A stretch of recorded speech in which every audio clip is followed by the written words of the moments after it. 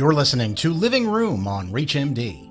On this episode, we'll hear from Dr. Martin Cheatle, who's the Director of Behavioral Medicine at the Penn Pain Medicine Center, as well as an Associate Professor of Psychiatry, Anesthesiology, and Critical Care, and the Director of Pain and Chemical Dependency Research at the Center for Studies of Addiction at the University of Pennsylvania.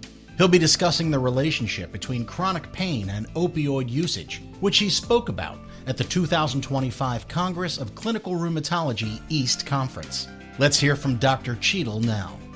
In general, opiates are effective. For chronic non-cancer pain, they're not considered to be first-line therapy at all.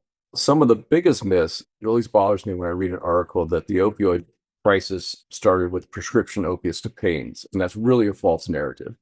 So we overprescribed opiates. They got into the aquifer of the community and were diverted to people who were susceptible to addiction. If you look at the real data, the percentage of patients who develop an opioid use disorder, have chronic pain, they're on long-term opioid, is 8 to 10%.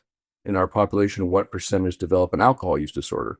10 to 12%. Cocaine, 10 to 12%.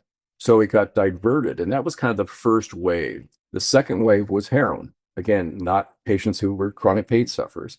And the third wave we're in is fentanyl. But again, those are not people who have chronic pain. But the take-home message is opiates are not first-line therapy for any type of chronic non-cancer pain.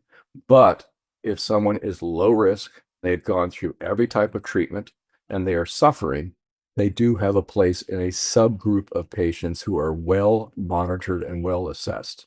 So we have these receptors in the spine and the brain, and there's sort of an upregulation, and there's sort of acute and chronic pain receptors, and it goes into the spine up to the brain. Things are happening at the spinal cord level in terms of those opioid receptors, and then it hits the brain. What we know about the neuroscience of pain is a lot goes on in the brain. We look at this pain experience is affected by depression, anxiety, catastrophizing. I think a lot of the problems we've had in current pain medicine intervention, it's all medical and not psychosocial. And there's lots of data to support that. And the other thing is that chronic pain is a brain disease. So if you look at neuroimaging studies, when patients go from no pain to acute to chronic pain, that transition to acute to chronic pain, there are actually structural changes in the brain. So I think we have to see this as a chronic disease instead of chasing it as a symptom. The IC10-11, for the first time, has had chronic pain as a distinct disease. And that's really important for people who suffer from chronic pain. It is a disease in its own right. And what I tell patients is that having chronic pain is like being a diabetic. It's real. It's not going away. There's a medical component and a behavioral component, right? We can give people insulin for diabetes, but if you don't change your behavior, you're going to have a bad outcome. So the neuroscience is all wrapped up in not just this pathway to the brain and these receptors, but interacting with psychosocial factors that are commonly not addressed fully.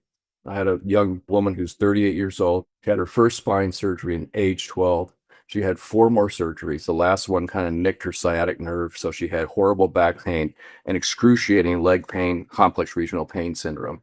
She did everything everyone asked, injection, spinal cord stimulator, every class of medications, and she was just barely surviving. And she would be someone who had intermittent opiates. I mean, take it as needed, not around the clock, would probably benefit from that. And also help her have some analgesia so she can have quality of life. The pendulum has gone from everyone needs to have opiates and you're a bad doctor if you don't give opiates to everyone who walks in the door. And now you're a bad doctor if you give anybody opiates, and opiates are the devil's dandruff. It's about being able to look at risk factors for opioid use disorder, risk factors for bad outcomes. We have to be realistic. Sometimes there's a legacy patient. It is the nightmare of any primary care doctor, rheumatologist, people who do cognitive medicine. So you inherit this patient who comes in on a high dose of opiates. What do I do with this patient? It's about taking the time to develop a therapeutic relationship with the patient, which is challenging. The literature suggests that patients will adhere if you have a therapeutic relationship with them. But now we live in a culture where it's 10-minute appointments. So you have to be really clever at doing this. I recommend a lot of physicians to really get some training in motivational interviewing, which is a really powerful tool to slowly edge them to the right behavior. Most patients want to get better, but they're fearful of the pain. They see pain as a threat. And I see a lot of patients where it's like, I know the opiates aren't working for them. They're still 8 out of 10, and you're sitting on the couch. And you say to the patient, do you really think this is working for you? Because we're at a high dose and you're not functional and you're not doing well emotionally.